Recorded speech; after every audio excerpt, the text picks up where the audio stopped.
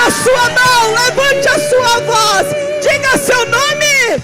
Perus, Jardim Rincão, desde 1969, abençoando a região.